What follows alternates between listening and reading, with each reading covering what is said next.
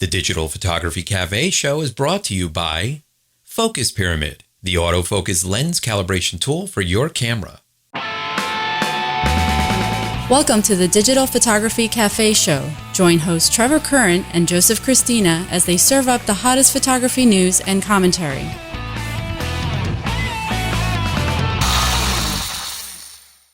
Hey everybody, welcome back to the show. This is episode 238. I'm Joseph Cristina here with my co-host Trevor Current. How's it going, Trev? Hey, it is going great. How are you doing, my friend?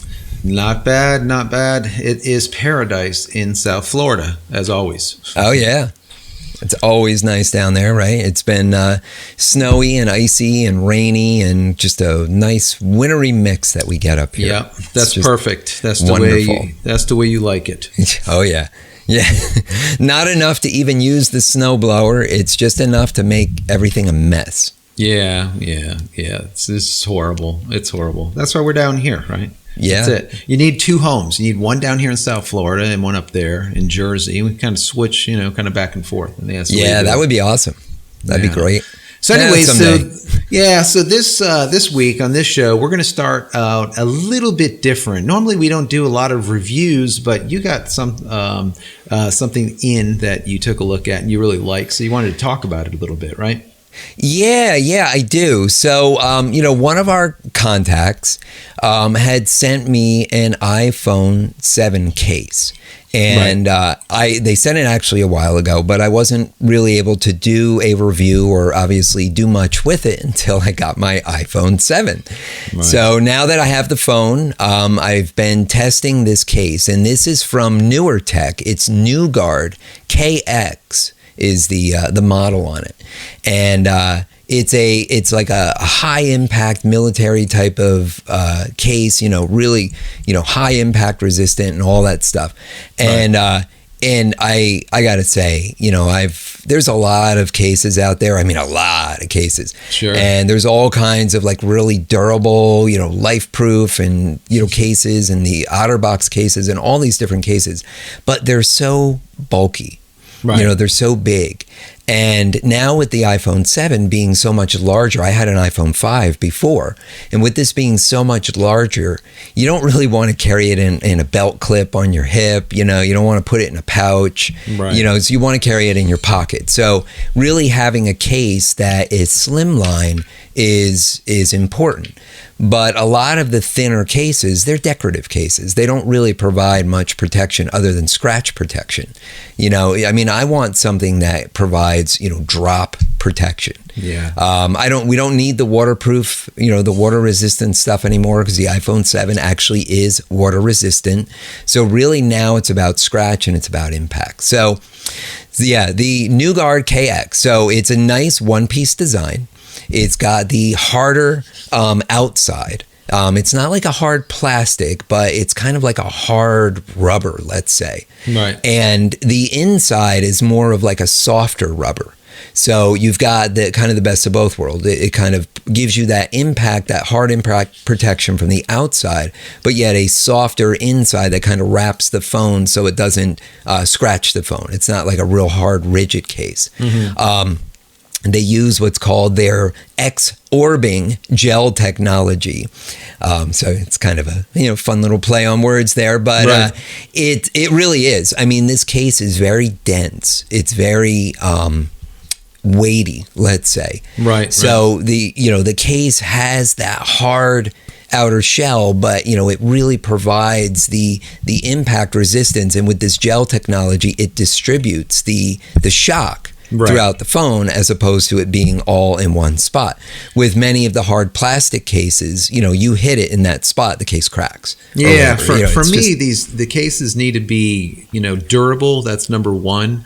Right. But the main thing for me, because I have like the slippy hands, the thing always will slip out of my hand, especially now that it's bigger. Like for me, I'm using one of these spec cases. The reason I use this case is because it's got all these little grippy edges on them. And I just love that can actually hold it and it doesn't slip out of my hand. So I like that a lot. And I think this case does the same thing. It has that grippiness to it, right? Oh man, I got to tell you, when you get the iPhone 7 right out of the box, that thing is so thin and so slippery. I mean, you literally, your hands almost feel like they're starting to sweat because it's going to fall out of your hand. And this case has a really nice crosshatch ridge design on all of the sides. So no matter where you grab it from the side, it actually like grips to your hand, almost like one of those opener things that you use for opening jars. You know, it's like, it's very grippy. It's not sticky. It's not like a sticky rubber. It actually has this texture. So it really grips to your hand. Love that a lot. And it has the case actually has the raised edge that goes around the top side, around the screen. So if you lay it face down on your desk or on a surface, it's not laying directly on the screen. Yeah, that's good. So yeah, I think that's really important. You know, the ports in it, you know, the buttons are all covered. You know, they have kind of the exterior button that pushes on the interior button of the phone. So that's really nice. The toggle switch on the side, from ring to vibrate, you know, that is accessible, but it's deeply recessed. So you do need to get like your fingernail down and in there. And the lightning port at the bottom is very recessed as well. It does not have a flap. One downside, I would say, it does not have a flap covering the lightning port. So you still can get dirt and junk inside there. For me, I don't think that's a deal breaker because I kind of like it that to be open so it's easily accessible, because those flaps eventually just break off anyways. So I'm not really a fan of them. Also, now with the iPhone 7, you can stick them in water for 20 minutes while it's on, and then later on just pull it out and play some music, and you can actually see the water dripping out of the phone as it vibrates basically the water out. So having the port, I don't mind it as much. But yeah, I mean, some of these cases do have the flip, you know, the little flipping things that kind of, for me, they'll break off anyways eventually. Yeah, exactly. That's not really worth it. Now, you know, the other thing that I don't really think is worth the investment is, you know, NuGuard makes screen protectors. And I'm not really a fan of screen protectors. No, I never use them. No, you know what? The glass is fairly durable. You know, there's a certain amount of care that needs to be taken with these phones. I mean, it's just the way there is. The screen protectors are fine when you first put them on. They're beautiful as long as you don't get any debris or dust or anything like that underneath them when you apply them. But over time, they're going to peel. You know, because the new iPhone 7 has beveled glass around the edge. And with that beveled glass, you know, the screen protector doesn't go fully edge to edge. So you're going to have that little bit there, and that's going to get caught on something. It's going to peel. So from that standpoint, I'd say case is great for $29.99 at retail stores. I think it's a great buy. I personally would not worry about investing in the screen protector unless you really want it, but it definitely is a great case, and I would certainly look into it. Yeah, definitely. It looks like it's a pretty good case. Definitely something to take a look at for sure. So moving on, one of the things that I saw in kind of the feed, so to speak, guys, is this comment that Microsoft, now we know that both Trevor and myself are, you know, Mac users. We have been for many, many years. I actually use all three. I use Linux as well as Mac and PC, but for the majority of my artwork or the majority of my audio work or video or graphics is always on Mac. And there was an article that was talking about Microsoft saying that, listen, you know, we're seeing a increase of 5% on premium, in the premium market space, let's just say, on licensing of Windows product. And, you know, I was thinking about this out loud with you earlier, and we were talking about it, and we had a little bit of a conversation that we kind of want to share in regards to what we see is going on with Apple as of late, and people that, you know, we know in our industry, like Alex over there, Lindsay, and other people that are, you know, changing and moving out on their premium, let's say, devices to PC from Mac, due to the reason that for some reason Apple is just not accommodating, you know, us professionals as they used to, right? Yeah, I mean, the equipment is so expensive. Yeah. We know that. The high-end Macs are very, very expensive. They're not using the latest and greatest available technology. We know that. Right. What you're paying for when you buy a Mac computer is the elegant design and you're paying for the build quality and basically the reassurance that what you've got inside that machine is tested, it's proven, and it's going to work. Right. And there's something to be said for that. But with that, as in Alex Lindsay's case, I mean, they do a ton of video work and they need the processing power, to go out and buy these little, tiny little, coffee maker Mac Pros and hook all these external peripherals to it to do all this work gets very, very costly. Right. And you can get a much more powerful high-end PC for less money. Yeah, I'd say that's just facts. Yeah, I mean, it's a third the price. I mean, we've been looking into it here in the studio. Now, you guys know I've talked about it. We upgraded all the machines when it comes to backup. We upgraded all the machines, all the iMacs and Apple machines, not only memory but also hard drive internals. We've switched out, for example, spinning drives, to SSD drives and stuff like that to kind of get a couple more years out of them. But looking at doing this, and I was an Apple user since day one, way back in the Apple IIe days, when the first computers came out, green screen, amber screen and everything. So I really like the brand, but I just don't see moving forward when the next big cycle happens in my specific studio if I'm going to stick with Apple or not. Because the thing is I know all of the video software, doesn't matter. I can use Premiere or I can use Final Cut. Doesn't make a difference. I know it inside out, and I know Avid and other stuff. So video side, I don't really care about, Photoshop and all the rest of this stuff. That's all, multi-platform. So many of the things that really won't matter on what machine I use to actually do my work and to get it done and get it done quickly. So, I look at this article and seeing that 5% increase in licensing to Microsoft, I see it as just more, affirming the fact that Apple's just not doing it right now. And I don't know if it's a Tim Cook thing and we should blame it all on him, or if it's just simply, they're seeing the brand moving more towards mobile, more towards, the phone and this type of thing, and less towards us professionals, because they're just not putting out new machines quick enough. They are, some of these machines are literally 4 or 5 years old and they're still not updating them. It's like, come on. I mean, you are a hardware company. You're not a software company. Put out the damn hardware, and then not only put out the hardware, but put out hardware that's current, man. Don't put out stuff that's literally 2 years old and then call it, the next best thing, or the second coming of Christ. And it gets to be really annoying after a while, going down the Apple's, road for so long, not seeing that innovation and not seeing it. It feels almost like, I want to say Canon with their innovation, where it just doesn't happen. It's like, what are you doing, man? I've been with you guys for 15, 20 years and I'm seeing same old. And then companies like our Sony are just doing all this innovative stuff. It's like, what are you doing? Well, I think the company name change years ago from Apple Computer to just Apple Electronics. I mean, I think that says it all.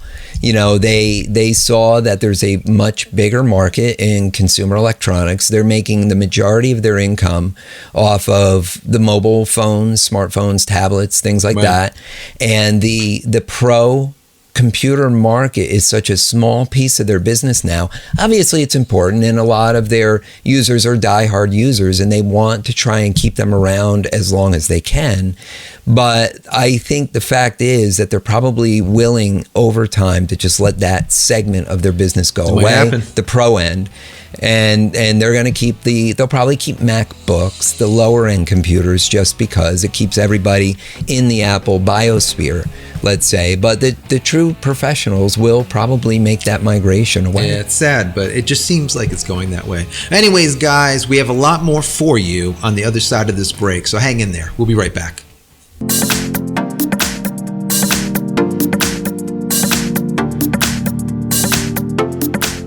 It's no secret, there's never enough time, especially when it comes to editing our photos.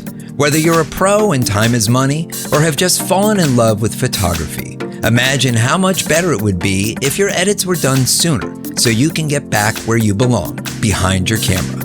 Make that dream a reality with Aftershot Pro 3 from Corel, the world's fastest way to sort, select, and perfect your photos. How fast? Try up to 4 times faster than Lightroom. Aftershot works to fit your workflow by adding new cameras over the web, so you only get what you need. No bloat from unneeded profiles. Create your own plugins, add custom lens corrections, plus find all kinds of presets right in-app. For just $79 with no subscription, you can't go wrong. Don't sit on the fence, try it out. Visit aftershotpro.com/DPC to get your free 30-day trial for Windows, Mac, or Linux, and try before you buy.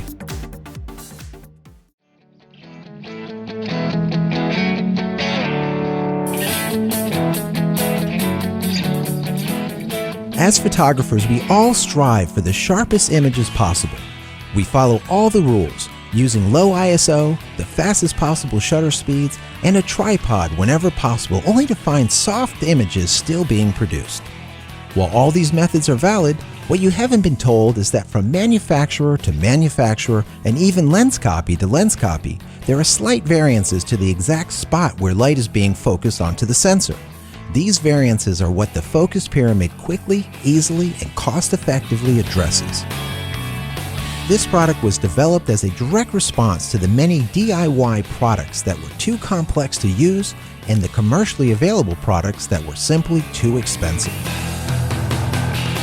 The focus pyramid works with all major camera manufacturers, including Canon, Nikon, Sony, Olympus, and Pentax, to name a few. It will also work with all future DSLR cameras that allow for custom focus adjustments. The focus pyramid is a true form-follows-function undertaking. It allows the photographer to quickly calibrate their lenses either in studio or on location in a matter of minutes to help them achieve the absolute sharpest images possible. Simply place the focus pyramid on a flat surface. Align the camera, take a shot, and review your focus point. Adjust your camera settings to compensate for any variances. Repeat this process for each and every one of your lenses. That's it. Images go from soft to tack sharp in a matter of minutes. So grab a focus pyramid to take complete control of your DSLR's focusing system and start making better photographs today.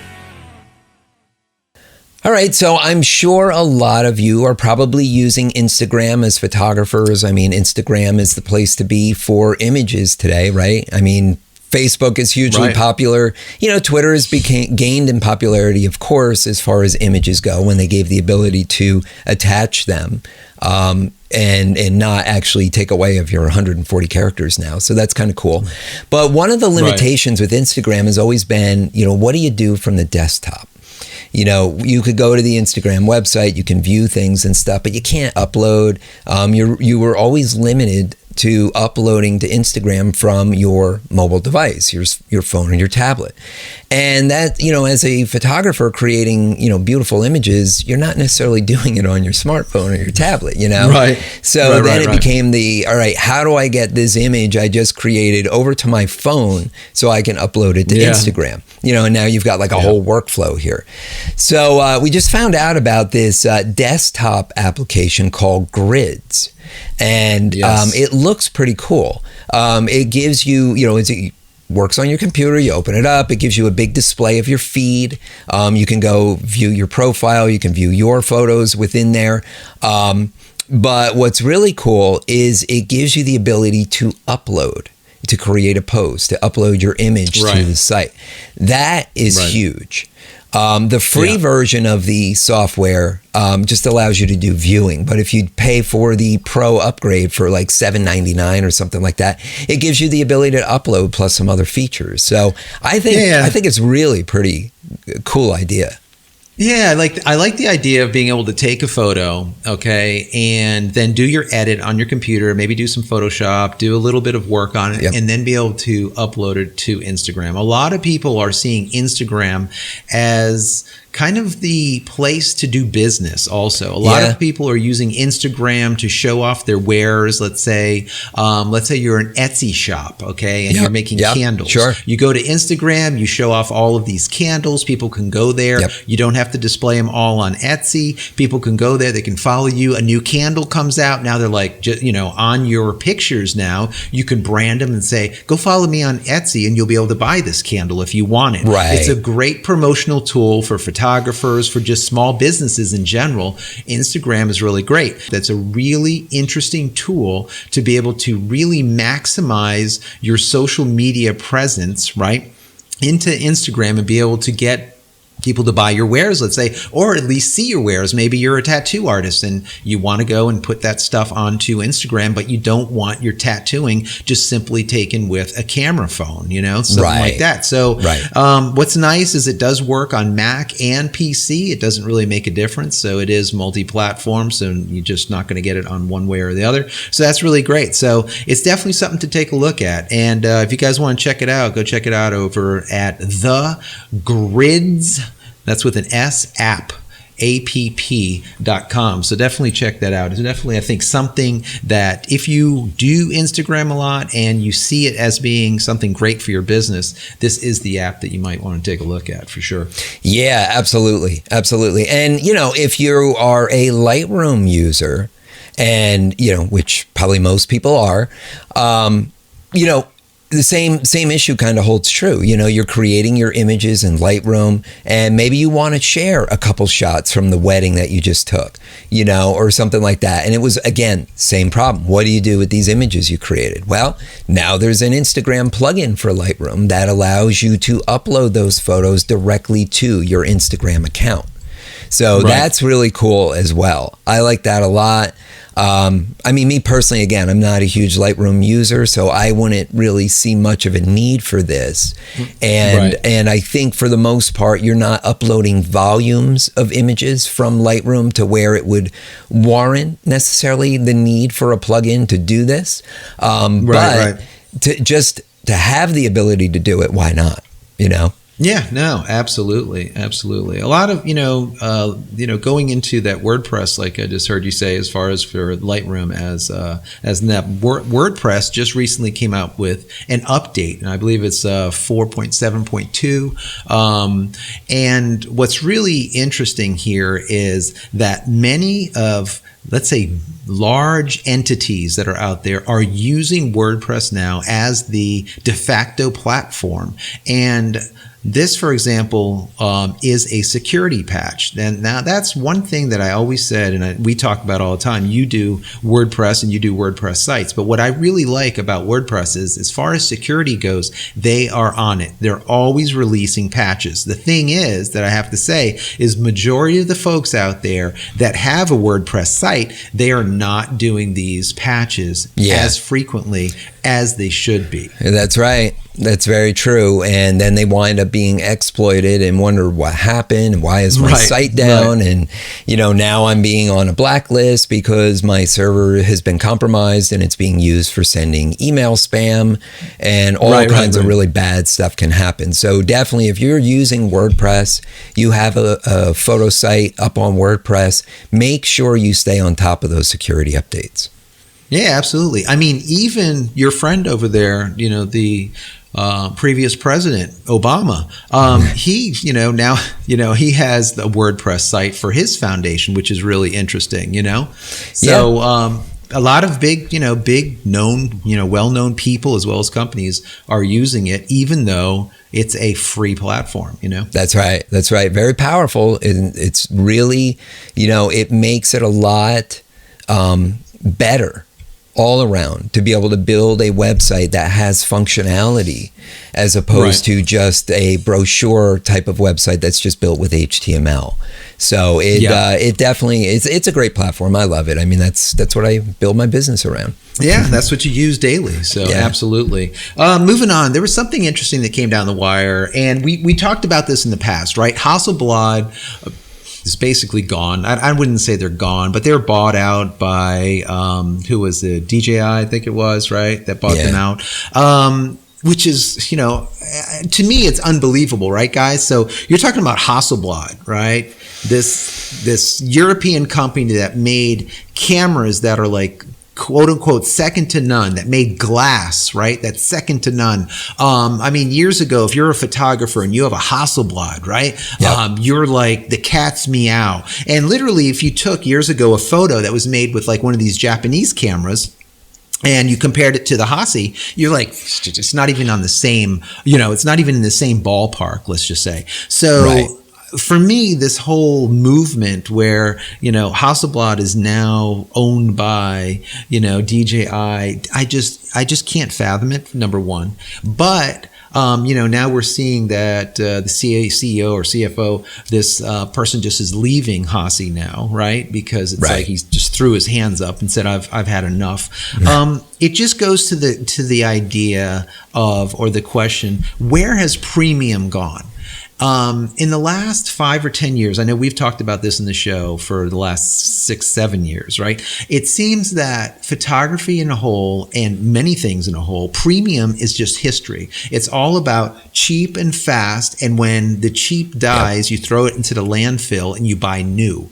People don't want premium. When it comes to, you know, photography for like weddings, for example, guys, right? What are people doing? They're buying the $500 package, the $750 package, you know, give them to me on Instagram, you know, give them to me, you know, digital, because I just want to share them on my Facebook page, or I want to share them here or there. Well, what, you know, whereas it used to be, you know, here's a $5,000 Italian leather flush mount album that we would design over weeks, right? With the, you know, and they would be heirlooms, and they would be, they're historical figures, you know, pieces that you can, tangible, you can smell the leather. They were just unbelievable. That's just going by the wayside, almost the way Hassi has gone by the wayside. Wouldn't you agree? Yeah, it really has. I mean, the idea of, we live in a disposable society. I mean, everything, you know, from our products to our services.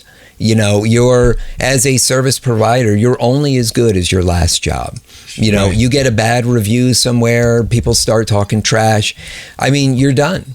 You know, it really will impact your business. You know, your camera bodies, every year they come out with a new improved camera body, right? Because they want you to just upgrade, keep upgrading. That's why I always say, right? Cameras are like toilet paper. The camera bodies are like toilet paper, whereas the glass that you put on the other side of the camera, those lenses are forever. I mean, you will be able to use them basically in perpetuity from camera to camera, you know, as time goes by. So always buy glass in comparison to buying a body, unless the body is doing something that you absolutely need it to do, then make the upgrade. If not, don't waste your money.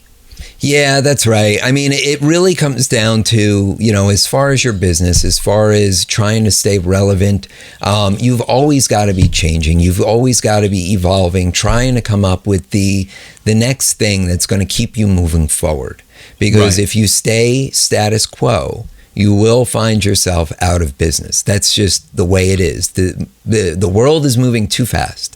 And if you try and just continue doing more of the same for years and years and years in your career, it's just not going to work anymore. Years ago, I mean, you used to be able to do that. Technology didn't move as fast, you know, and you could be, I mean, for me in the creative business, I mean, you know, I started out doing packaging work. And I did that for a very long time. And prior to me even getting in the business, there was a huge business for packaging.